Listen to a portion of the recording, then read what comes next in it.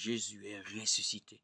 Cela veut dire Jésus de Nazareth, avec qui les disciples ont vécu, qui s'est fait auprès des hommes l'interprète fidèle des exigences de Dieu, qui est mort sur la croix.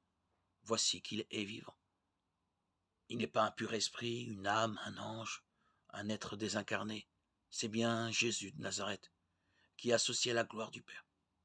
Même si, du fait du caractère unique de la mort, nous ne pouvons pas savoir comment cet homme nouveau est apparu aux disciples.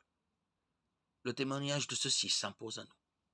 Si quelqu'un objecte que c'est là une affirmation invraisemblable, il doit s'interroger lui-même.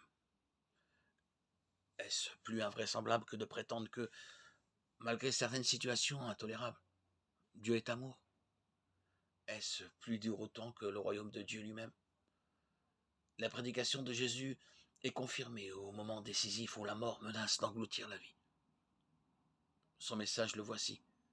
Dieu vient à la rencontre de l'homme pour être à jamais sa vie et sa destinée. La question qui se pose à propos de la résurrection est finalement une question sur Dieu et sur ce que l'homme attend de lui.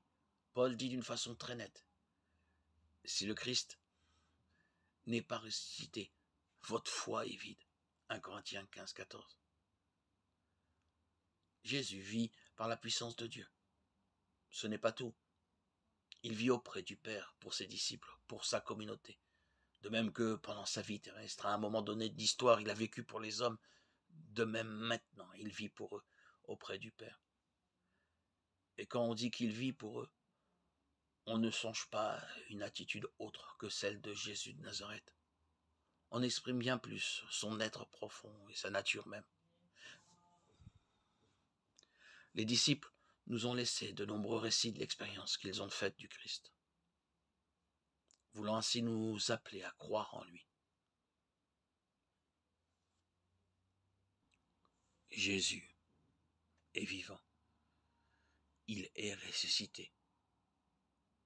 Matthieu 28, 6.